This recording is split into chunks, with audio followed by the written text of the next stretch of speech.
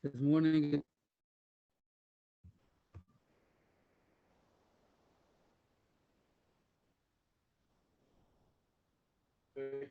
Page 5, yeah, 25, and then we'll point out away.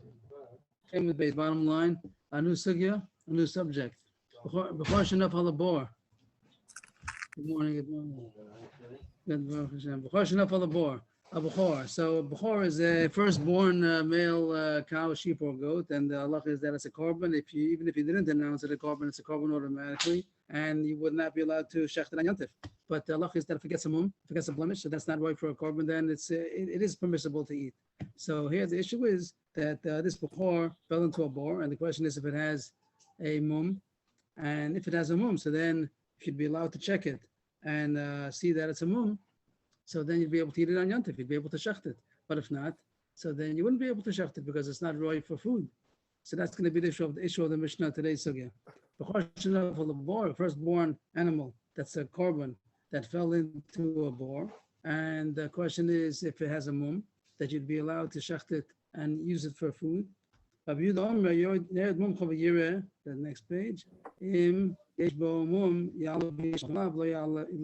Don't bring up the animal. Bring up the animal is also an issue because if you're not allowed to eat it, then it's muksa to bring up the animal, tercha, muksa.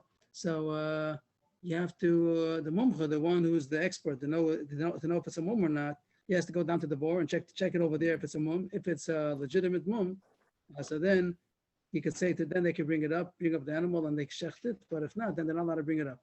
Don't shecht it. That means don't even bring it up, because right now it's not an animal that's going to be permissible to eat. So it's muktzah and it's therefore to take it up. So that's Rabbi Yehuda. Rabbi Shimon Omer, so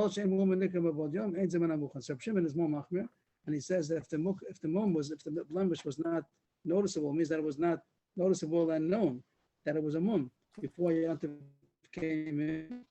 So then it's not muchan, it's not prepared, then it's asr. So the superficial, we're just going to say the superficial pshat in the Mishnah, then to say why it's wrong, that the superficial pshat cannot be true. The simple pshat would sound like Rabbi Shimon says, it doesn't help to check it on Yantif. Even if you check it on Yantif and you see that it is a mum, it's still going to be asr because it was not there when Yantif came in. So when Yantif came in, it was muktzah because you didn't know that it had a mum. And even if you find out now that it has a mum, it still doesn't make a difference. It's still going to be muktzah. That's what it would seem. The same simple pshat in the Mishnah. Again, the Mishnah would sound like that. According to Rabbi Yehuda is the one who's lenient in our Mishnah. Rabbi Shimon is machmir. Rabbi Yehuda says that check it on Yantif if it has a mum. If you want the air conditioner, please, whatever everybody's comfortable. So if Rabbi Yehuda says that if you check it on Yantif that it has a mum, so then you'll see that it has a mum, you're allowed to eat it. But if it has no mum, so then you're not allowed to eat it. And Rabbi Shimon's machmir one says even if you find that it has a mum, it's too late because when Yantif came in, it was not known that it's a mum, so it's a muktzah for the rest of Yom Tif, even if now you find out that it's a mum. That's what would. It doesn't help to bring a mum expert now because it's too late. Because when Yom Tif came in, it was muktzah. So you have to point out two things over here. One is that usually when you say that you verify Allah, you ask a Rav, so the Rav is not making any thing happened. The Rav is just clarifying what Allah is. The Rav doesn't do anything. The Rav is just Allah. He knows the Allah, and he's telling you that according to the Allah, this is mutter, this is asr. But by a bechor, there's something unique about it because the psak of the mumcha, of the expert, he actually makes it mutter. Till then it was asr, and the psak is what's making it mutter. Till then, he's not just clarifying what Allah should be, but he's actually making a halos. So therefore, till then it was asr, and then now it became mutter. So therefore, Shimon says that it doesn't help to find out now that it was a mum the whole time, because he's not just clarifying retroactively, he's now making the halacha take effect, that it should be mutter. Till now the animal was a korban that was asr to benefit from, and now it becomes a balmum by the psak. The psak makes a halos. That's the issue over here. The psak of making a bechor to a balmum is a psak, and therefore that makes the chalos, and that's why until then it was really asr.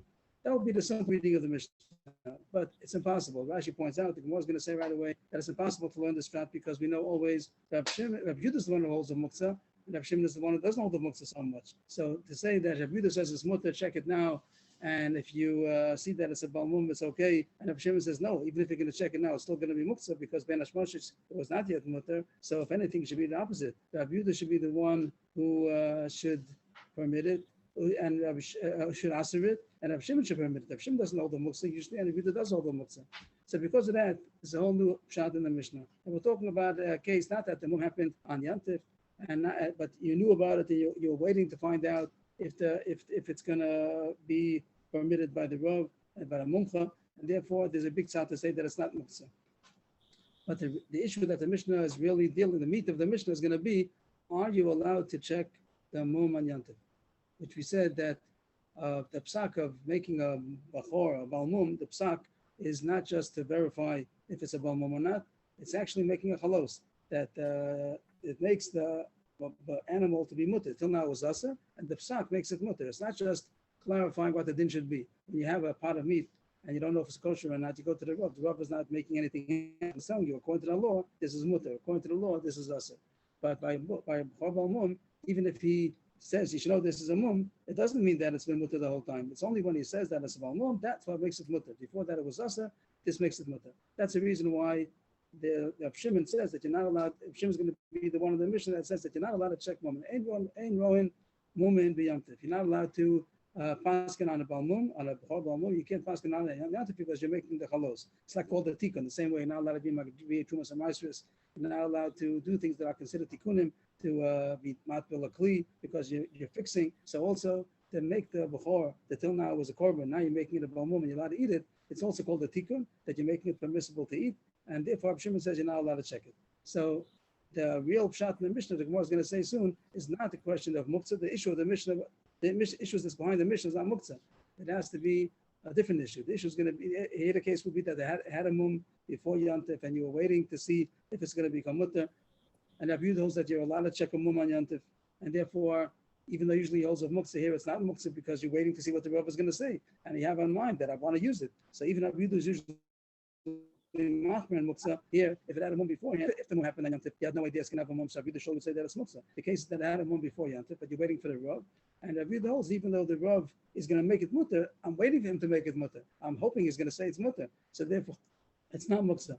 Rabbi Shimon, on the contrary, even though usually he's the one who's making the Muktzah, here he's Machmer, because he holds that you're not allowed to check the mum. So usually you say that Rabbi Shimon doesn't know the muktzah always is because he has in the back of his mind, maybe I'm going to use this still. But over here, that there's an issa standing in the way, so he's not going to say, I'll try to get a Rav who's going to transgress the halacha and check it. The Rav's not going to transgress the halacha. So, Rebbe, yes, please. At Sipui Ba'alma is enough das to say that is mazmin or making it muchan. According to that shita. I'm not sure what you're referring to. The word mitzapeh. That he's waiting? Yeah, you said you were mitzapeh. It's mitzapeh is enough. Yeah, so usually that's the point. Yoshev mitzapeh, but over here, according to Rabbi Yehuda, he's Yoshev mitzapeh because he hopes, since it has a mum already. Not that he's hoping it's going to get a mum. That's too much of a hope. It doesn't have a mum. It doesn't have a mum. But if it has a mum, and the question only if the Rav is going to come, so Rabbi Yehuda holds the Rav's allowed to come. So why shouldn't he come? He'll come and see if it's mutter. He'll say that it's mutter. So therefore, Rabbi Yehuda holds that it's not muktzah. And against, usually, Rabbi Yehuda holds of muktzah. But over here, Rabbi Shimon is the one who's machmir because he holds that the Rav is not allowed to paskin on it. So therefore, the person is not going to be waiting for it. Usually, Rabbi Shimon holds that he's waiting for it in the back of his mind. Maybe I could use it. But here, that you're not allowed to check the mum. So therefore, according to Rabbi Shimon, it is muktzah. So the essence of the Mishnah, the machlokas is: are you allowed to check a mum, to paskin on a mum on Yantif? Rowan mum and b'yamtif or not? That's how the Gemara is going to explain. Rashi right away tells us why we can't learn the simple pshat, because Rabbi Yehuda is usually machmer and muktzah. Rabbi Shimon is the mekel. If you have Yehuda's mekel, that means that even if going to continue waiting and to get a psak. So it should be more mutter. The guy had a mum already. He doesn't need the psak. But the people Rabbi Shimon's machmer is because he holds that you're not allowed to check the mum. That's what the Gemara is going to say. And the Gemara right away starts. What is the machlokis between Rabbi Yehuda and Rabbi Shimon? The machlokis is if you're allowed to check a mum on Yantif and paskin on it, and as we said that you're making a chalos that before was asad and now you're making it mutter, so it's like a tikkun, and that's what Shimon holds. This is going to be the true pshat. This thing of wrong woman is really going to be the pshat. If Gemara says a kasha, the Gemara is going to answer it. If that's the machlokis, Rabbi Yehuda Sava wrong woman b'yamtif, Rabbi Shimon Sava ain't wrong woman b'yamtif. Rabbi Yehuda holds you're allowed to, and therefore it's not muktzah, and Rabbi Shimon holds that you're not allowed to, and therefore it is muktzah. Refer two steps. One is that you're not allowed to, and the second one is even if you do, it's muktzah because It wasn't expected that someone's going to transgress the halacha. So the question is, if that's the pshat, which is really the pshat, why does it have to talk about falling into a bore? The Mishnah has a fancy case that the bore fell into a pit, and now the question is, if you could take it out, why do you be so fancy for? Just talk about that it's on ground level, and that you have a bechor that has a mum. Are you allowed to check it? And it should have been very straightforward. The reader says you're allowed to check it, then it's not muktzah. Rabbi Shimon holds you're not allowed to check it, then it is muktzah. So why talk about falling into a bore? The answer is bechor. Bechor shenafal lebor itzrich. There is a chiddush over here. It's true. It could have said in regular machlokes if the bore is on ground level, if you're allowed to check it as a mum. Emmanuel, you forgot to turn off your muting. If it's possible to mute everybody. So, but Phil, you want to say something? Not so. I'm muted. Okay, so let's if everybody could mute. 1 second, please.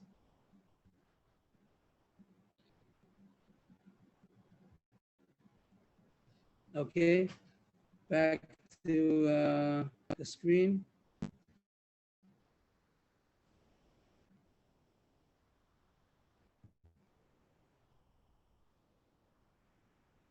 So the Gemara Akasha that if the machlokes, which machlokes really is, if you're allowed to check a mumma on Yantif, so how can we talk about a fancy case of falling into a bore? The Gemara says, top line on the screen, the question of the bar strictly wants to say an added chiddush that the question is, are you allowed to take it out before you know that it's a mum? Rabbi Yehuda holds you, the chiddush is going to be Rabbi Yehuda. Rabbi Yehuda says you could check a mum. So the question is, do you have to go down into the bore to check the mum and then take it up? Or could you take it up before you check the mum and then check it up? So check it on top of the ball. What's the issue? That if it does not have a mum, so then it's muktzah and you are matriach for nothing. So are we going to allow him to take off up the bechor from the bore before he checks it?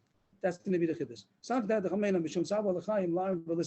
Rabbi Yeshua, we see later on, about 10 daf ahead, Rashi says, there's going to be an issue of doing haroma, that there's a tzav alachaim, the animal's inside the bore, and it's a miskein. No, it's a problem, in nebuch, that it's inside the bore, and it's muktzah. You're not allowed to, if it's not allowed to be eaten, so then it's muktzah, you're not allowed to take it up.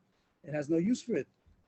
But there's an issue later on, we're going to see Rama. Rama means that you do some kind of a loophole or trick. Over there, it's talking about something else. It's talking about also us, but know that if you have two animals that fell in, that you can't shecht both of them because it's a mother and the child, that you're not allowed to shecht on the same day. So be sure over there says you could do a Rama and take out one, and then say, maybe I'm gonna, that I like the other one better. The other one is a fatter one. I'd like to eat the other one. That's called a Rama because you knew you're only gonna eat one, or maybe even none at the end, but you take it up because you say, I want to eat it. So too over here, even though here you only allowed to eat it if it has a mum, but maybe Rashi says the Rama would be that I could take it up because let's assume, I'm allowed to assume that it has a mum. I'll take it up. There's a rub right here. The rub will say if it's a mum, we're going to make this rub, this mumcha, to go down into the bore. Let's take it up. It probably has a mum, and it'll be kosher. So, and the reason why you should be matir, because really you don't know if it has a mum, so why should you be matir and say it probably has a mum? Because of tzar b'lachaim, because it's the animal, the suffering that it's in the bore. So therefore, in order to take out the animal, let's use this aroma and say it probably does not have a mum, and then you take it up, and then you see, oh, it does not have a mum. Okay, but you got the animal out of the bore. You saved it from Sarva Alechaim with some kind of a loophole over there that you're assuming that it's gonna have a mum. That would be the havamina that. Just Sarva Alechaim alone. Sarva Alechaim alone wouldn't be a reason to be matir, right? That's a nice point. What you're saying that Sarva Alechaim alone wouldn't be a reason to be matir the muktzah. You'd have to let it stay over there. Over there it says also parnasav and komo. You take down food, you take down a pillow, whatever you could do to help it, but you're not allowed to take it up. So here the Gemara says you might think that for tzar b'alachaim you could use the harama at least and say probably it has a mum and take it up. As we find Rabbi Yeshua later on is going to say a similar harama, not exactly the same, but he's going to say harama kamash malan that you're not allowed to. So Yehuda, he could have just said that you're allowed to check the balmum, but he had to tell you I allow you to check the mum, but go down to the board, check it over there. If it has a mum, you can take it up. If not, you have to leave it over there. Yachi, but the Gemara kasha on that lo yishchot lo yalav yishchot in boy. Like according to this pshat, the main emphasis of the Mishnah should have been that if it doesn't have a mum, you're not allowed to take it up. It says in the Mishnah, if we read the Mishnah, just to scroll up to the top page, that's word of it. If it has a mum, the mum went down, the expert went down to the boy, he saw it has a mum, take it up, check it. If not, it doesn't have a mum. He went down to the boy, he sees it doesn't have a mum. What should it say? The main emphasis should be lo yala, because the whole thing the Mishnah is coming to tell you, you can't take it up unless you're sure that it has a mum. Don't take it up on a doubt. Go down to the bore. If it has a mum, yes. If not, not. So the Mishnah left out the main word. It should have said lo yala. It shouldn't have said just lo yishchot. Of course you can't shecht it, especially you can't shecht if it doesn't have a mum. It's a bechor. You can't shecht the bechor tam. So the main issue should have been lo yala. Why does the Mishnah say lo yishchot according to this? That's the most kasha. Yihachi lo yishchot. It says lo yishchot in the Mishnah. Lo yala v'yishchot b'boy. It should have emphasized that he shouldn't take it up because that was the whole kiddush of the Mishnah. That don't take it up on the suffix until you verify if it has a mum. Don't do the harama. Don't do the loophole of Rabbi Yeshua.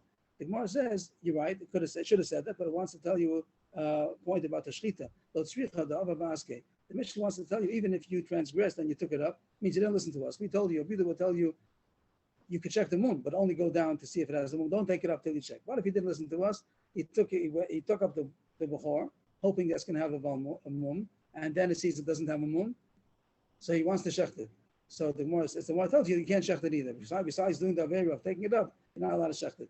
So that's why the Mishnah stresses don't shecht it. You might think that if you took it up, you're allowed to shecht it. You're not allowed to shecht it. Now the question is, doesn't make sense. These words don't make sense. If you brought it up and you see it does not have a mum, then you're surely not allowed to shecht it. It's a bechor tam. It's a bechor tam. It has no blemish. It's a korban. You're surely not allowed to shecht it tam. That it did get a mum now means that the mum that you thought that it might have had, that it didn't have, but it got a mum now. It got a mum now. Now that you might put two and two together, that now I'm allowed to shecht it because now it has a mum. The question was, I shouldn't have taken it up because the mum that I thought it had, that was not a mum. And I shouldn't have brought it up until the Chacham verified that it's a mum. It didn't verify, means that mum was not a mum. But now that it got a mum, you might think that since it got a mum now, that's the reason why it's mutter. But the Gemara doesn't accept this either. This holds muktzah. And if the mum that you thought it had, Erev Yontif was not a real mum, so it means when Yontif came in, it was muktzah. It was tam. Just because it got a mum on Yontif is not going to be a reason to go into Abuda because Abuda holds muktzah, and therefore Belash Moshe it was not roy, so it's still going to be also the whole Yontif. So why would have many allowed shechted? Ela the nafal mum over Erev Yontif. The Gemara says a case that there would be a chiddush and it'd be mutter and it wouldn't be muktzah. What was the case? Is a thing called a mum over and a mum kavua. Mum over means a temporary mum. A temporary mum, a passing mum, that's not enough to shech the before. It has to be a permanent mum in order to be able to be mounted that you're allowed to eat, allowed to shech and eat it. So the case was that it had a temporary passing mum on Erev Yontif, and now on Yontif it became a mum kavua. Now it became established. So you might think, you might think that it's not muktzah because you had in mind that this mum might be a mum that you're allowed to shecht. You didn't know. You knew it's a mum. You knew something over there. You didn't know if it's a mum over, mum kavua. And now it did get a mum kavua. That mum it became a mum kavua or got a mum kavua. So maybe it wouldn't be muktzah because you had the mind for it. Mashlan that you're not allowed to. So that's the end of the first sugya. Just to sum it up, the machlokes in the Mishnah is really not the way it would have seemed from the simple reading. It would have seemed that the machlokes is about muktzah, and Reb Shimon says that even if you checked it now, but it's still muktzah, can't be the machlokes. The Abuda is the one who holds the muktzah. So the case was that it had a mum before Yantiv, and you're waiting to see if the Rav is going to matter it. Therefore, Abuda holds that it's not muktzah. The reason Reb Shimon holds this muktzah because he holds ein roen mumin b'yantiv. You're not allowed to. You're not allowed to check and paskin on a mum. And we said the reason is because it's actually changing the chalos. It's making it from asa to mutter, unlike a pot of meat or milk and meat that you don't know. And then the Rav is just clarifying what the halacha was, but he didn't create anything. He didn't make it mutter. It was mutter the whole time. He just didn't know. But here by the mum, he's actually making it mutter. So that's considered a tikkun and it's asa, and therefore it's muktzah according to Rabbi Shimon. That's really the machlokas of the Mishnah. That's the two and the chiddush according to Rabbi Yehuda that you aren't allowed to even bring it up until you verify that the mum is there. Go down into the bore, check it over there. If you didn't, then you're not allowed to take it up. And even with the evidence, if you took it up, you're not allowed to shecht it. Even in the case where you might think that now it does have a mum, if it did get a mum now, but it didn't have the mum from yesterday, so then you're not allowed to shecht it, even if it does have a mum. Rashi says either because of muktzah, because of a knas. So we touched on the main machlokes of our Mishnah. Are you allowed to paskin on a mum, on a blemish of a bechor on Yantif? Rabbi Yehuda says yes. Rabbi Shimon says not. Rabbi Yehuda here is the lenient one. Rabbi Shimon is the machmir. This is going to be Rebbe, yes, please. the last line in Rashi is an interesting lashon. He says, "Im avar ubakro shechto shahare eino misaken kol kak." Rashi uses the word kol kak. Shekaro vaya ben hashmashos liyot mesukan shelo haya mechusu el rias chacham. You're far ahead of us. You're far ahead. You're far ahead. Tanu Rabbanan. Bechor tam. Until now, we spoke about not a Bechor Tam. We spoke about a Bechor that was a mum, and the question was it a legal mum, and the Rav was going to paskin on it, not going to paskin on it. Now this gear says a Bechor Tam. Bechor Tam is it's a no mum. A Bechor Tam it's enough for the bor. So this way we would jump up and say, what's the question? If it's a Bechor Tam that fell into the bor and Yantif and there's no mum, surely it's asa. And even if it's going to find out that there's a mum now, it's not going to help because it was muksa because ben hashmoshes. So Rashi says that this whole brisa holds that there's no muksa even on a Bechor Tam because the whole time this is a chiddush we didn't hold up till now. We're not going to hold like this. That the whole time he's waiting, maybe it's going to get a mum.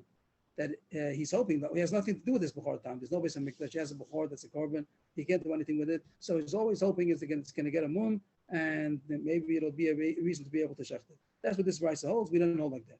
This brisa is very similar to what we learned in the Mishnah, but it has this word tam, which the Mishnah was not talking about a Bechor Tam. And also it's going to have in this Mishnah, this brisa, of Rabbi Yehuda and Rabbi Shimon. But it's not the same as Rabbi Yehuda Rabbi Shimon as we had, because we have the regular Rabbi Yehuda Rabbi Shimon, Rabbi Yehuda Rabbi Lo, Rabbi Shimon Bar that's the regular Rabbi Yehuda Rabbi Shimon. This brisa is going to be Rabbi Yehuda Nasi and Rabbi Shimon Ben Menashe. So even though it's very similar, it's not the same. So here it says, a Bechor Tam Shenaf al-Labor. Rashi introduces that this whole brisa holds that there's no muksa on a Bechor, even if it's a Bechor Tam, because he's hoping that it's going to fall, it's going to get a mum, and it'll be something he'll be able to eat. So what is the issue? Rabbi Yehuda Tanasi Omer, Yered Mumcha v'Yirem Yeshbo Mum Yalav Yishchol V'Mlav Lo Yishchol. So Rabbi Yehuda Nasi, who's not Rabbi Yehuda, he's Rabbi Yehuda Nasi is Rebbe. That's Rabbi Yehuda Nasi. It's not the Rabbi Yehuda of the Mishnah, which is Rabbi Yehuda Rabbi Loi, but he happens to hold also like Rabbi Yehuda of the Mishnah that you're allowed to check a mum on Yantif. So he says that an expert should go down, same as said in the Mishnah, go down and see if it has a mum, then you're allowed to bring it up and shecht it. If not, if he goes down, he doesn't see a mum that's there, so then he can't shecht it. So he holds that muksa wouldn't be a problem, but just that you have to see that there's a mum. So even if it got a mum on Yantif, this brisa would hold that it's okay, and check if it has a, this Rabbi Yehuda Nasi holds like Rabbi Yehuda that you're allowed to check it on Yantif, and if it has a mum, you're allowed to shecht it. Different, a little bit more lenient than Rabbi Yehuda. Rabbi Yehuda would have held the muksa. It has to be that it was there before Yantif. But Rabbi Yehuda Nasi doesn't hold that it's muksa because he's always waiting to get a mum. And even if it got a mum on Yantif, if it was a legal mum, you'd be allowed to shecht it and knead it on Yantif. This is not Rav Shimon. This is Rav Shimon ben Menashe, different Rav Shimon. Rav Shimon in the Mishnah is Rav Shimon Bar Yochai. So Rav Shimon ben Menashe said to Rabbi Yehuda Nasi, "Ain't one woman b'yomtiv." They said, it means earlier generations, which Rashi says, who's he referring to? Rabbi Shimon. Rabbi Shimon ben Menashe is referring to Rav Shimon Bar Yochai, that the earlier generation says you're not allowed to check. You, Rabbi Yehuda Nasi, you pass him like Rabbi Yehuda, that says you're allowed to check a mum on Yontif. Rabbi Shimon Bar Yochai says you're not allowed to check a mum. So it's going to be a sugya coming up, not today, tomorrow, who we pass him like. This issue about are you allowed to check a mum on Yantif? Rabbi Yehuda is lenient. Rabbi Shimon says you're not allowed to. Well, who are we going to pass him like? So far, the Bryce is saying that Rabbi Shimon ben Menashe is telling Rabbi Yehuda Nasi you should pass like Rabbi Shimon, and we'll see that tomorrow. Usually the sugya, usually the halach is Rabbi Yehuda, Rabbi Shimon, halach is like Rabbi Yehuda usually. But we're going to see that here we're going to pass like Rabbi Shimon. But anyway, Rabbi Shimon ben Menashe tells Rabbi Yehuda, Rabbi Yehuda Nasi, anyone is a moment b'yomtiv. What are you saying? That you should check it on Yantif? You're not allowed to check a moment on Yantif. As we said, you're making a chalos, and therefore you're making a tikkun. You're not allowed to check on Yantif. Ketzad. And now he's going to elaborate what are going to be the ramifications of this halacha that you're not allowed to check a mum on Yantif according to Rabbi Shimon. So he's going to say three cases. Just to give a preview, he's going to say three cases. One case is going to be that the mum happened on Erev Yantif. The second case is where the mum happened on Yantif, which is more chomo. If it happens on Yantif, it's more chomo because when Yantif came in, it didn't have a mum. And the third case is going to be a most lenient case. And we're going to talk about that on Amud Beis. So first it says, Ketzad, no little mum be Erev Yantif. If the mum happened before Yantif, and now you didn't check it, you want to check it on Yantif, no, you're not allowed to check it. The word Mevakrin means to check. It doesn't mean to visit. The Bikur Cholim, by the way, doesn't mean to visit the sick. It means to check the sick. You're supposed to Bikur Cholim means you're supposed to check up how the sick man is. What does he need? That's the realness of Bikur Cholim. Now it became to mean to visit, but really means to check. So in Mevakrin also of Yantif, you're not allowed to check the mum on Yantif because Rav Shimon says Ein Ro Mum Yantif. And this was even if it was a mum was there already before Yantif, you're not allowed to check it on Yantif. The next case is more serious. No Lord will mum be Yantif. Turn the page, Talmud Beis. No Lord will mum be Yantif. If the mum happened on Yantif, so then Rav Shimon Omer, again this is Rav Shimon Bar Yochai, Ein Zeman Amuchan. It's not considered prepared. It's not usable. It's not. It wasn't prepared. And this means that it's also even with the Eved. We're going to see soon. The Gemara is going to talk about that. The first, if we jump back a second to the words before, over there it said, the bottom line said, Ein Mevakrin, don't check it. Don't check it. It's not as serious as saying that it's not mucha. Not mucha means that even if you did it, it's going to be muksa, even with the Yevid. That's what the Gemara is going to say soon, that the word Ein Mevakrin means Lachatchila, don't check it. But if you checked it and he says it's a mum, you transgressed, you shouldn't have checked it. But if you checked it, it's going to be mutter to eat. But if it was Nola Mum B'Yantif, then it's more serious, and then it's also even with the Yevid. So here, what Manuel pointed out, the last Rashi, the bottom Rashi explains why is it more lenient when it was the mum happened before Yantif, even though you weren't allowed to check it. But here it says that the Yevid is mutter, Sharei, the last line, Enem Metakin Kolkash, Shekopali, Ben Hashmosh, Shlios Metukan, Shelohoyim Mechuser, Ella Rias Chacham. That since the mum happened before Yantif, it's only lacking that someone should check it. The Rav should come and say that it's mutter. Again, it's not just a verification. He's making the halos, but it's closer than the case that the mum happened on Yantif. If the mum happened on Yantif, when Yantif came in, there was no, everything's good. There's no reason why it should be mutter. But over here, that there is a mum, you just need the Rav to paskin. So you shouldn't check it. But if you checked it, he's going to allow you to proclaim the heter, and then it's to be mutter. Even Rav Shimon, right? So this Brisa says that even Rav Shimon says you're not allowed to do it, but there's a difference between lachatchila with the Yevid. If the mum happened on Yantif, then it's going to be us even with the Yevid. Even if you checked it, you say that is a mum, I'm sorry, it's us, it's muksa. But if it was there before Yantif and you didn't check it before Yantif, and you shouldn't have checked it on Yantif anyway, even if the mum was there before, you're not allowed to check it on Yantif. But the Yevid, if you checked it, we are going to permit it. That's how the Brisa says so far. And the third, you shouldn't check on Yantif, but you shouldn't have checked it. You shouldn't have checked it. But the Yevid will be makel if the mum was there already before, so it was not so far removed from becoming mutter. And that is the third case in the Brisa, which is going to be the most lenient case. The Shavin, everybody agrees, Rav Yehuda, Rav Shimon, Shem Nolad Hu Umumu Imo, that if the animal was born with a mum, the animal was born on Yantif with a mum. Shezeh Minam Mukhan. That's good. That's Minam Mukhan. So the Gemara is now the rest of the sugi now, not the rest of the sugi, but many lines now are going to talk about these words. Does that mean that even lachatchila is permissible to check it? The words Menam Mukhan does mean that it's considered prepared. In contrast to the top line, Ein Menam Mukhan, that means even the evidence is not good. And here it says it is Menam Mukhan. You might have these words alone. The two, if you only would have these two lines on Amud Beis, you'd say this is Asa B'Diavad, but this is Mutter B'Diavad. But since we have on Amud Aleph, the first case was that Ein Mevakrin, so there's a case of Lachatchila B'Diavad, then there's a third case. So it sounds like this case is even Mutter Lachatchila. That's going to be the next about 20, 25 lines. We're going to discuss if these words, Shezeh Menam Mukhan, doesn't mean even Lachatchila. What's better about Ne'olad Hu Umuma Ima? What's better about it? So Rashi tells us the Gemara is going to explain that there was never it wasn't a Cheskas Isser. As soon as it was born with a mum. And therefore, it never was us. Until now, we have a case that there was a Isser, there was a Bechor, there was a Tam, now I got a mum. But the Bechor, while it's in its mother's womb, it doesn't have Kedusha Bechor. The Kedusha of the Bechor only happens when it comes out. Now it came out, it had a mum, it was born with a mum. So it never had the Isser of a Bechor Tam. That's the reason why it might be more permissible. And also, is there another issue over here?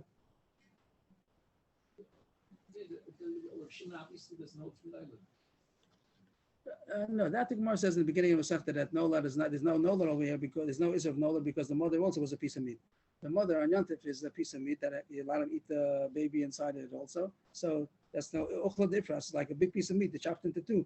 Both pieces is not Nolad. So if you had an animal, that's what the Gemara says in the beginning. Even Beit Sesh Nolad B'Yantif, but an Egos Nolad B'Yantif is not Asa. That the Gemara says because you could have eaten the Segel when it was inside its mother also. You shech the mother and you're allowed to eat the baby also. So it's just like taking a big piece of meat and chopping it into two. So here, the issue is about checking the mum. So it says over here that this is more mutter since it never was proclaimed a Bechor. As soon as it was a Bechor, it also had a mum right away, as the Gemara is going to explain soon. So that was the Brisa. What do we get from it? So the point that the Brisa said that this Brisa holds that a Bechor Tam is also not muktzah because you're waiting to get a mum, that we're not going to pass on like, but it did bring the Machlokes Rav Yehuda Nasi, Rebbe, he passed like Rav Yehuda that you're allowed to check a mum. Rav Shimon ben Menashe is passing like Rav Shimon that you are not allowed to check a mum. And he said three levels. One case is us even with the Eved. One case is also lachatchila, and then there's a third case which maybe is going to sound like it's even mutter lachatchila. That's going to be the case where it was the mum happened before Yantif. Then it says Ein Mevakrin, don't check it. Over there the diuk is, but if you checked it, it's going to be mutter. If the mum happened on Yantif, Ein Zeman Mukhan, that sounds even with the Eved, it's going to be asa. Even if you checked it and it's a mum, but no, it's asa, it's muksa, you're not allowed to. And then there's a case of no, but who mum imo, that seems to be a third category, which the Gemara is going to try to say that this brisa will be mashma that it's more even lachatchila since it made three categories out of it. So it says one case lachatchila don't, one case b'diavad don't, and then there's a third case. It must be even lachatchila is good. That's what the Gemara is going to talk about now. So here goes the Gemara on the third line. Darash Rabba Bar Avuna. Rabba Bar Avuna said, "No ladhu mumo imo," which is the third case we just talked about. Even lachatchila is permissible. And the Gemara is going to soon explain what the diuk is, as we just said, because it has three cases, three categories. One b'diavad not, one lachatchila not, and the third one must be even lachatchila yes. That's what his diuk is going to be from. So he said that you're allowed to even check the lachatchila. Amalei Rav Nachman argued with Rabba Bar Avuna, and he said, Abatani, my father, I guess Rav Nachman's father, he has a brisa that says that only if you transgressed and checked it, is it checked? Those four words. In this case of he had a brisa that said that if you transgressed and checked it, then it's good. But he said, Perish, that's transgressing, you're not allowed to do it with chatchila. And you're saying, you're saying you're allowed to do it. The brisa says you're not allowed to do it. So that's going to be a Rav Machlokas between Rabba Bar Avuna and Rav Nachman. If the case of no ladhu mumo imo, that it was born with a mum, on Yantif, are you allowed to check it lachatchila? Even according to Rav Shimon who says you're not allowed to check, maybe this is even good lachatchila. So Amar Abaye. So Abaye is going to say, it's going to take a lot of lines, but he's going to say simply that the fact that the Bryce had three categories, it must mean that this category is even more lachatchila. It says one case is asa b'diavad, one case is asa lachatchila, one case is asa b'diavad. Then there's a third case. It must be that it's the fact that's the third case. It must be that it's even mutar lachatchila. Amar Abaye, kavase the Rabba Bar Avuna mistabra. It's more reasonable, like Rabba Bar Avuna, that it's even lachatchila mutar to check this mum. When it was no ladhu mumo imo, was born with a mum. What's the proof? Because it has three categories. Midiktani plus above it says three categories. The first category was no ladhu b'mum erev yamtiv. Over there it said ein v'akinoso b'yamtiv. It says don't check it on yamtiv. So that's mashma lachatchila. Don't check it. Lachatchila hu delo, but you have a shabadami. That's the implication is don't do it lachatchila. Don't check it. But if you did, it is permissible to eat. Then the second case was no ladbo mum b'yom tov. That means even the evidence not good. That feel the evidence namilo. Okay, you have two cases. One says lachatchila not. One says b'diavad not. Then it says a third case. That was the third case on the top line, and it must be it must be it's even lachatchila or else. It should have said the two cases. It should have put it together. Should have combined it with the first case where it said ein mevakrin. It said if it was born, if the mum happened erev yamtiv, don't do it, don't check it. It should have stuck in over there also that if it was born on Yantif with a mum, it's the same halacha. If the Brisa meant to say that lachatchila don't, but the evidence is good. The fact that the Brisa is divided into three cases, it must be that it's even lachatchila allowed to check it. So this was a support to Rabba Bar Avuna that in this case, you even allowed to check it lachatchila, even according to Rav Shimon. But the Gemara has a complaint from the Brisa goes against him. The Brisa is like Rav Nachman, that you're not allowed to check it. But yes, Rav Ashaya, when Rav Ashaya came, I guess. Where did he come from? I'm not sure where he came from. I guess he came from Eretz Yisrael. I don't know. But wherever he came from, he came together with the Bryce. He had a Bryce in his hand. What did the Bryce say? So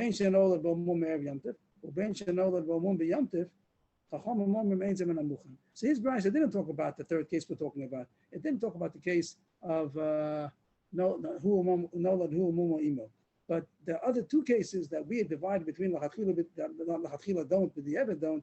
So we said there's two categories, and there's a third category. In his brisa, he only has one. Those two categories are only one. He says there's no difference between if it was born erev yontif or was born on.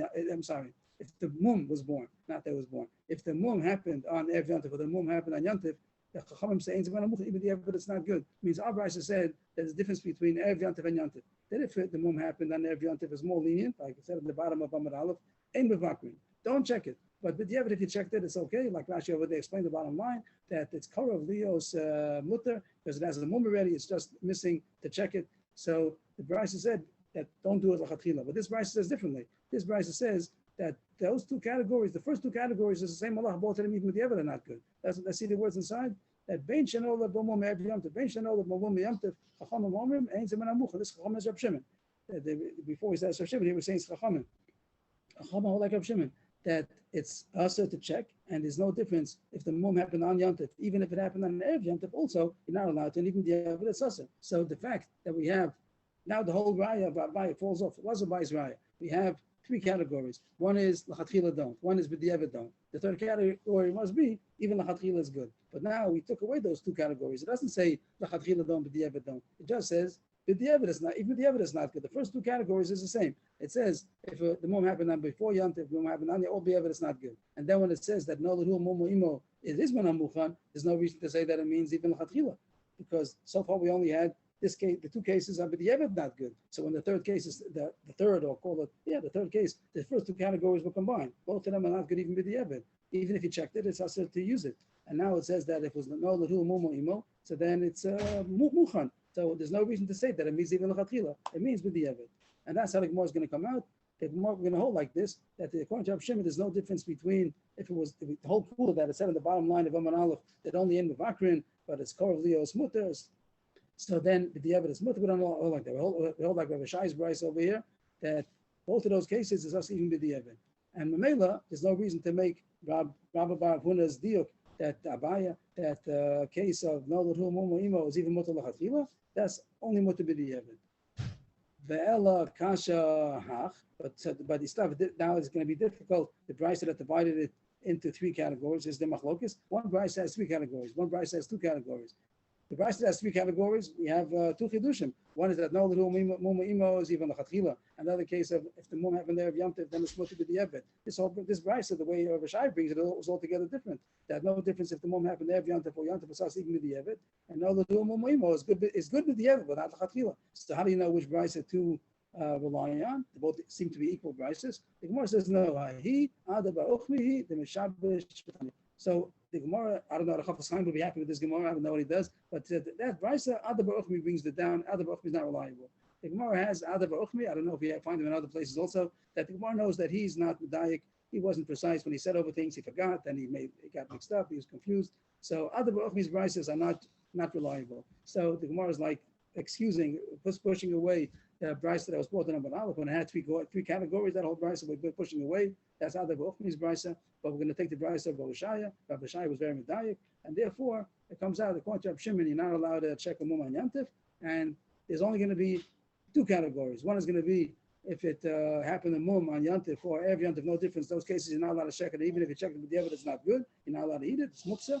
And the case of no mumu imo over there, it's going to be good with the evidence. Also, don't do it.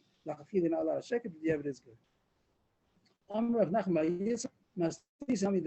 The Gemara also is going to bring up proof to support Rav Shaya that there's no difference if and the two categories combine them into one. That the case of nolad, that the nolad mum, that the mum happened on Erev Yom Tov is not going to be more lenient than if the mum happened on Yom Tov. The Bryce that Ada ba'uchmi brought said that if it's nolad, if the mum happened on Erev Yom Tov, then l'chatchila don't check it, but the evidence mutter. We're going to say the Mishnah is not much like that. Masis nami deka. The Mishnah is also meduyik like Rav Shai's Bryce. The Tanya of Shimon Omer Kol Shem Mumen Nikra Me'ev Yom Tov Ein Zemen Amuch. And this is our Mishnah that we have today's Mishnah. And Rav Yehuda says the Yerev Mumcha v'Yivdok, the Mumcha should check it in the bore. Rav Shimon says that if the mum was not Nikra before Yom Tov, it's not Muchan. Ein Zemen Amuch means that it's also with the Yevet. My Mumen Nikra. What's the case over here? Did the mum happen on Yom Tov? Or no, it's not. When the mum was not nikah, that means that it was there, but it wasn't yet paskin if it was mutter or not. If the case is that it wasn't there mum at all, shita, that goes without saying. Rashi says we're talking to Rav Yehuda over here. Rav Shimon's talking to Rav Yehuda. Rav Yehuda also would agree, of course, if the mum was not here, it's us. Rav Yehuda also muksa. The only reason why Rav Yehuda in the Mishnah says it's mutter is because there was a mum. You just didn't know if it was mutter or not, but the mum was there. But if there's no mum at all, then surely Rav Yehuda hold that it's asa. The case was that it wasn't shown to a chacham before Yom Tov, a mum over. If it was a permanent blemish or it was a passing blemish, which doesn't make it mutter. But what do you see? That in both these cases, even in the case where the mum was there before Yom Tov, you just didn't know if it's a mum or not. Even in the case where the mum was there before Yom Tov. So we want to support the Rav Shaya that there's no difference if the mum was there before Yom Tov or the mum came out on Yom Tov. Rav Shimon says you're not allowed to check it, and even if you checked it, it's also b'di'evid. And now we go to the Brisa that says something about no l'hu mumu imo. Over there, that's only going to be mutter b'di'evid. It's not going to be mutter l'chatchila. There's a stop over here. We're gonna continue still, but just to sum up what we said so far is that machlokes are you allowed to check a mum on Yom Tov. Again, the reason why mum is different, checking mum is different than a different psak on basa b'cholav or tarovis, anything else that you're passing on. The Prophet is not creating anything. He's just clarifying to you what the halacha is. But if it was mutter the whole time. But by a mum, that the Rav says this chorza bal mum, the psak is creating the heter. Till now it was aser, now he created that it's mutter. That's called like a tikkun, like taking off trumas and maasros, like putting it into the mikvah. So he's creating the heter, and that's why Rav Shimon says you're not allowed to do that on Yom Tov. And even if you did, it's aser b'di'evid because it was muktzah. And Tosfos explains Rav Shimon doesn't hold the muktzah so much, but here he does hold the muktzah because he's not going to find the rav that's going to transgress the avera. You're not allowed to check it. So even though other kinds of muktzah, Rav Shimon says in the back of his mind, he's hoping maybe it's going to be usable. But this case where it's aser to check, even Rav Shimon holds that it's aser. Rav Yehuda on the other hand holds that you're allowed to check a mum on Yom Tov, and therefore he says if the mum happened before Yom Tov, you just don't know if it's a mum kavur or not. So then he's like the Rav is allowed to check it, and he's hoping the psak is going to be that it's mutter, and therefore it's not muktzah. That's the machlokas of our Mishnah. We had a few brises here that spoke about is it more lenient according to Rav Shimon if the mum happened on Erev Yom Tov, that at least b'di'evid will be mutter, also not. Became at that's also aser, and the most lenient case was if the animal was born on Yom Tov with a mum, so then it's going to be only lachatchila aser to check it. There it came out also lachatchila aser to check it, but if you checked it, we are going to be matir. The Gemara is going to continue with the sugi tomorrow. Tomorrow we'll continue the sugi, and the sugi is going to be who we paskin like. This whole sugi about the Yehuda of Shimon, are you allowed to check a mum on Yom Tov? We have to paskin. Usually the halacha is like Rabbi Yehuda against Rabbi Shimon. That's we had an erevin that the rule of the thumb is that the Yehuda of Shimon will pass like Rabbi Yehuda. Here the Gemara is going to say it might be different, and the truth is we're going to come out like Rabbi Shimon over here that you're not allowed to check the mum on Yom Tov. That's going to be tomorrow's sugi. But the Gemara wants to open up it's like a parentheses over here. The rest of the sugi today is going to be a side sugya that the Gemara wants to derive from this Mishnah that the brisa about no l'hu mumo imo, if we could derive another subject. So a little introduction. We always talk about migudis katzai. Migudis katzai ben hashmoshes is katzai l'kulei. Something was muktzah when Shabbos or Yom Tov came in. Ben hashmoshes, even if the reason of the muktzah went off, it remains muktzah the rest of the day. And we always talk about that hilchos muktzah. Migud is the word migo because it was muktzah ben hashmoshes. It's muktzah for the whole day. Migud is kasayla ben hashmoshes. It's kasayla kuliyom. This Gemara is questioning if that's true only ben hashmoshes or not only ben hashmoshes. Any time during the day of Yom Tov or Shabbos that it became muktzah, even if when ben hashmoshes came in, it was not muktzah, and then it became muktzah on middle of Shabbos, and then the reason of the muktzah went off, does it remain muktzah the rest of the day? And that's going to be the phrase, the formula is going to be called it's muktzah l'chatzi Shabbos. Yesh muktzah l'chatzi Shabbos or ein muktzah l'chatzi Shabbos. And the Gemara thinks this is a side sugya. It's not really our sugya, but it's coming in because the Gemara thinks it's going to have a raya from something that was mentioned. So we start a parentheses over here. If you want to give it a parentheses, one minute the Hillel. It says Rav Hillel, the master Rav Hillel. This is not the regular Hillel, of course. This is in Rava's times. So one minute Rav Hillel made Rava. I think maybe I'm not sure that this was maybe the Hillel who made the calendar. The famous Hillel who made the calendar. It was in I think it was in time of Rava. So maybe I'm wrong, but it was the Rav Hillel that made the calendar that we have nowadays. So I'm not sure if it's him or not. But anyway, this is a Rav Hillel that asked of Rava. Yesh muktzah l'chatzi Shabbos, ein muktzah l'chatzi Shabbos. Is something muktzah for half of Shabbos or not? What does it mean to say? What does the question mean to ask? Either echzi ben hashmoshes, echzi, either lo echzi or echzi. The Gemara thinks that if it became fit when the Shabbos came in, so it's fit the rest of the day. Why should it become muktzah during the day? And if it was not muktzah, if it was not roy, if it was not the word echzi means roy. If it was not fitting, so then it was not fitting ben hashmoshes. Surely it's the whole day. So Rashi explains that usually when we talk about muktzah, we talk about tzimukim megrogros.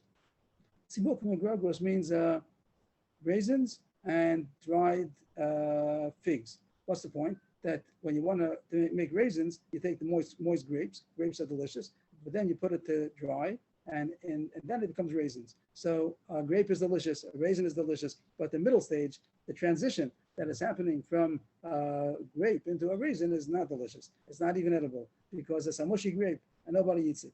So the question is, usually we talk about muktzah when somebody had put aside grapes for becoming raisins. Is it muktzah if it was not roy ben hashmoshes? It was not yet edible. It was not yet sun-dried enough that it should be a raisin. So is it muktzah? So the Gemara is asking if they became raisins by ben hashmoshes, it was already edible simukim. So then it's muktzah. It doesn't become back to become a sour, a spoiled grape. Once it's a raisin, it's a raisin. The Gemara thinks. And if it was not yet a raisin, it was still a spoiled grape. So then it's muktzah ben hashmoshes. What's the case? What's the case you're going to talk about that ben hashmoshes it was permissible, and then on Shabbos it became muktzah, and then the muktzah reason went off, does it remain muktzah? We're looking for a case. The Gemara asks, like Manavshach, if it became already Roy Ben Hashmasha, so it's right the rest of the day. It's a raisin. The raisin's a raisin. Either Lo Echzi, it was still a mushy grape. Lo Echzi. So it was also Ben Hashmasha. It's surely also the rest of the day. So the Gemara says, no, there is a case. Lo Tzricha, the Echzi, it was the Hadar Idchi, Hadar Echzi. That it was Roy, it was fitting, it was a raisin, and then it became pushed away, then it became Roy again. Rashi says the case is that it rained, then it became a mushy raisin. That even after it became raisin, but it's possible that it could get wet, and it became again unedible, and then it dried, the sun shone again, and it became raisin. So mitzad ben hashmashes, it wasn't asa ben hashmashes because it was a raisin at the time. It was a good raisin. But then during the day, into Shabbos, at night it rained, and it became inedible, and then the sun shone, and it became again dried out, the good raisin. That's the question. Does it become asa the rest of Shabbos? Ben hashmashes, it was mutter. But since there was a time during Shabbos that it became muktzah, does it remain muktzah the rest of Shabbos? That's the most question. That was a Hillel's question.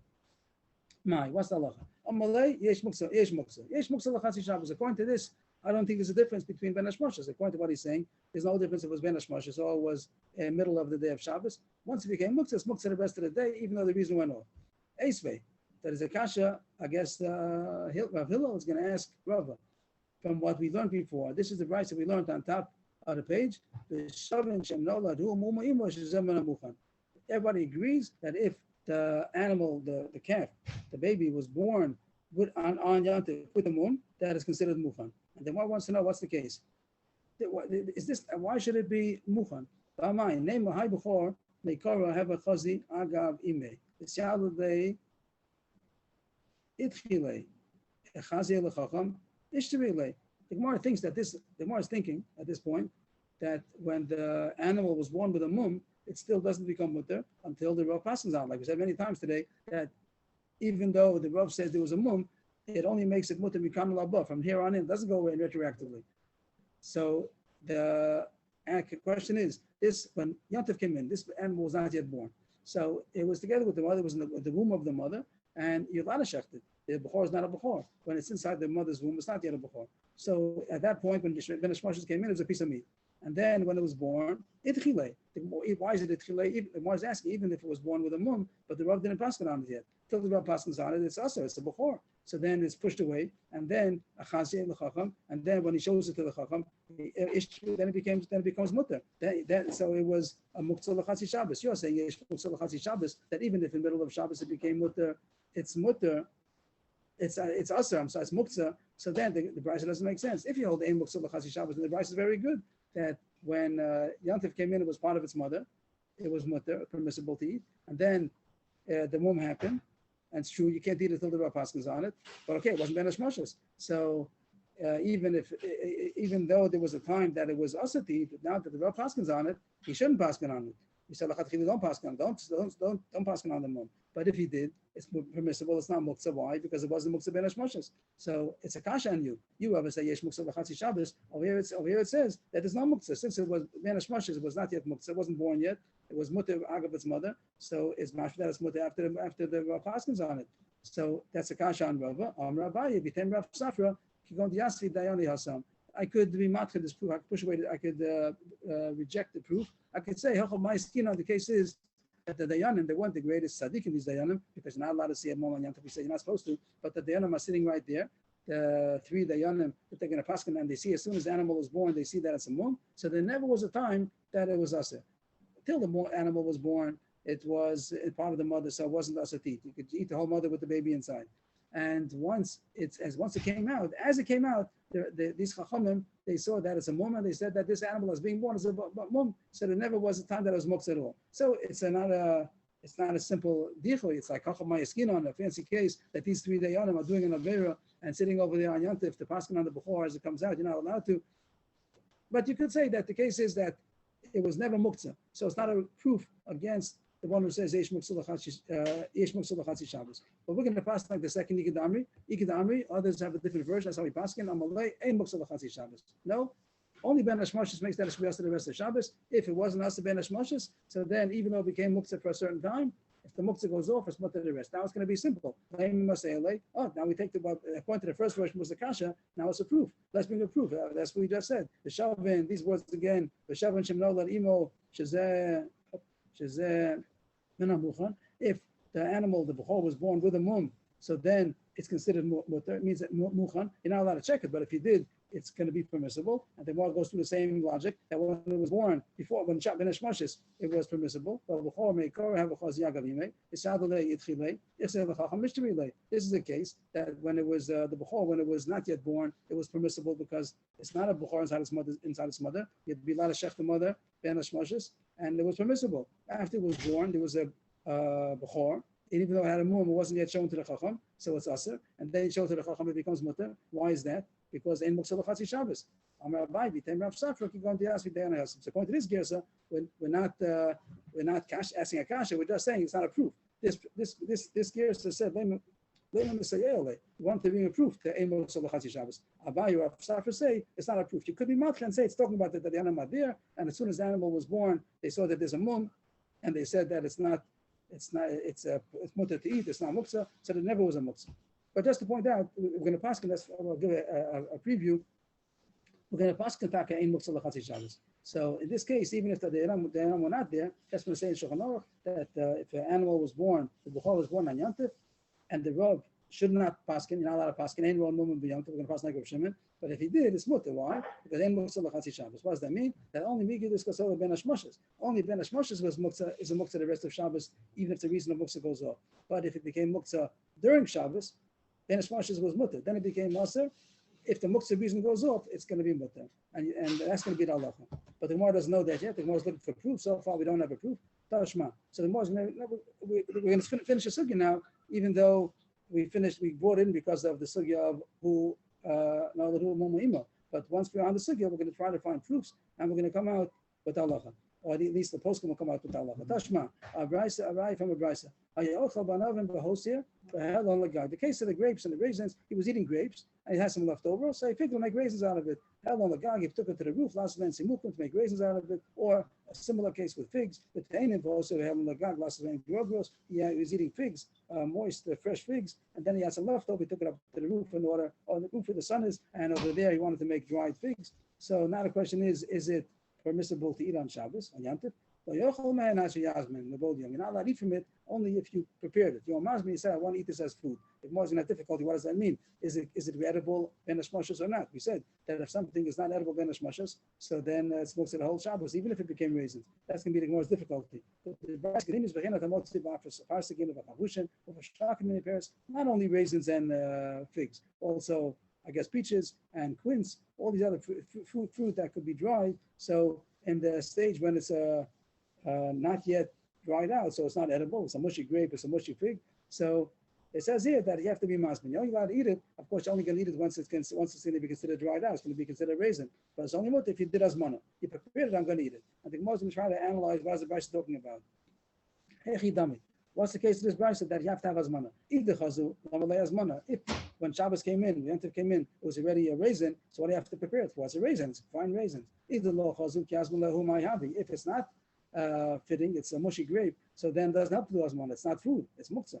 Like Rashi says, you can't make asmana on a stone and say I'm making it to be food. It's not food. So this mushy grape is not food.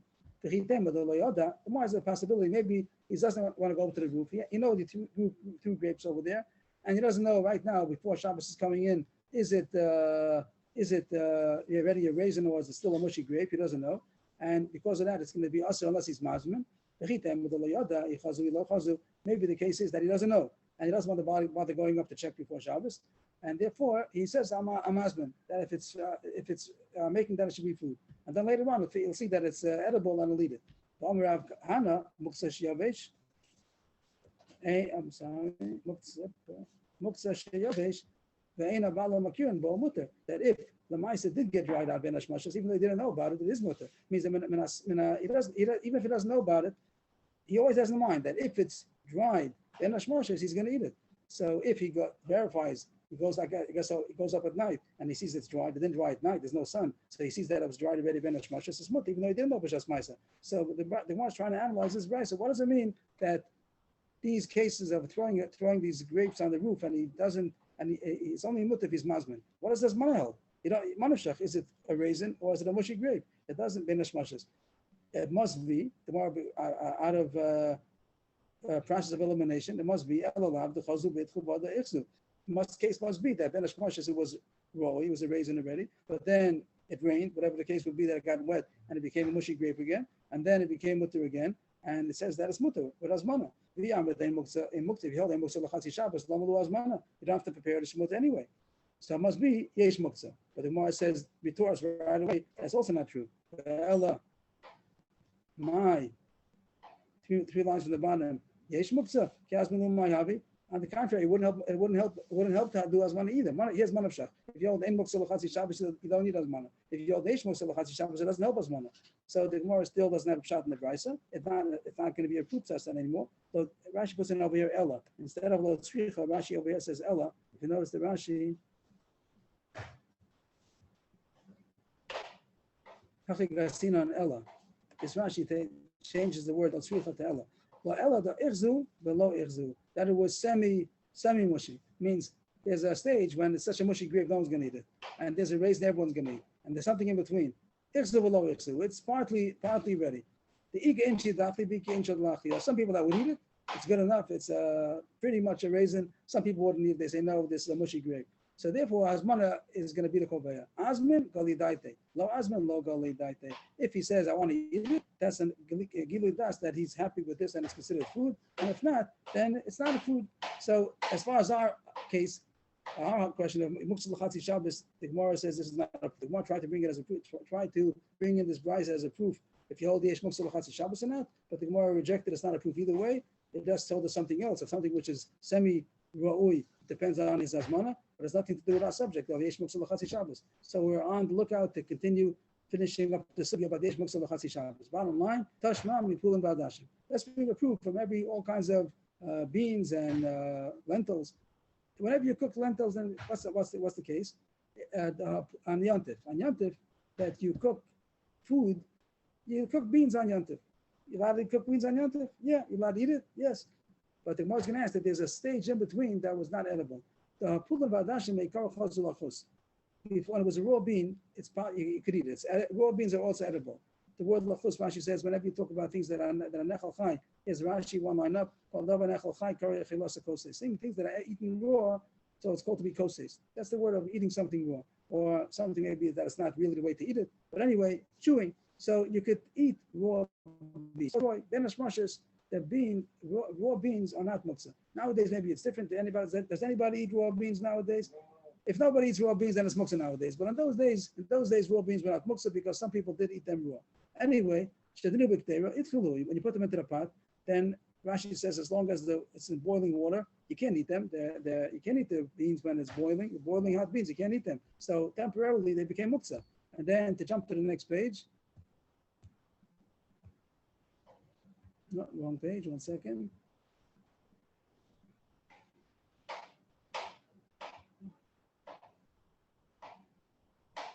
I'm sorry, I'm having difficulty getting the page. Yeah, there was a page. Oh, I didn't put it on to the next page. Oh, I didn't put it on the next page. Let's get it a second. Chav Zayin Amar Aleph. I'm sorry. Take a second.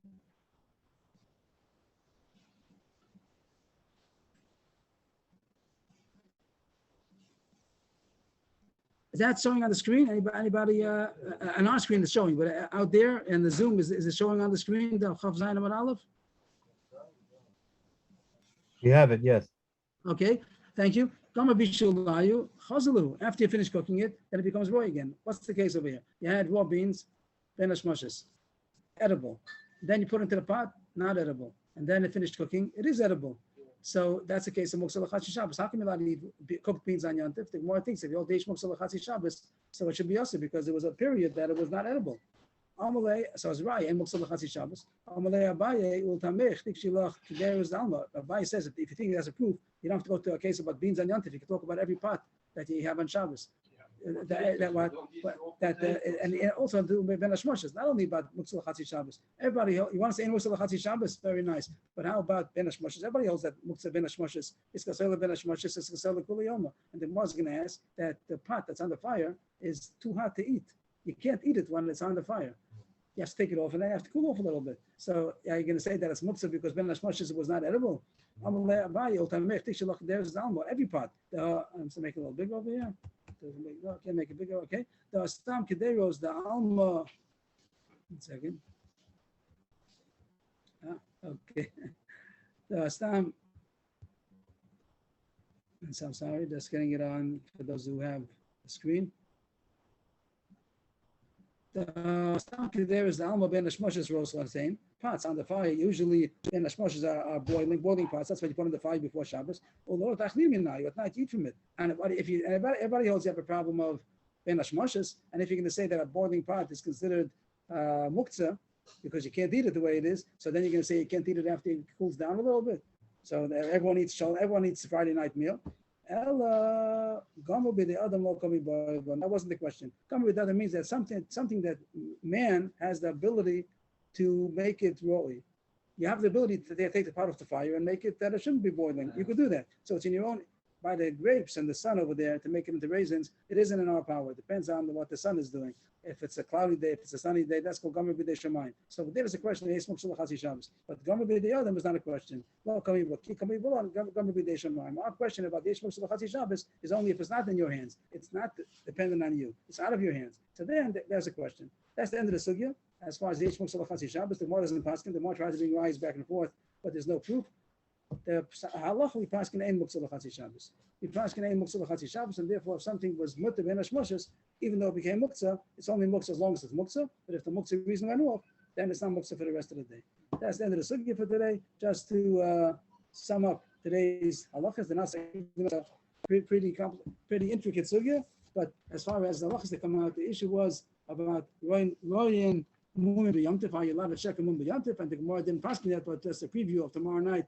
That we paskin like a Shimon that you're not allowed to check a mum yantif, and therefore the bechor that has a mum, no difference if it was got a mum today or got a mum yesterday.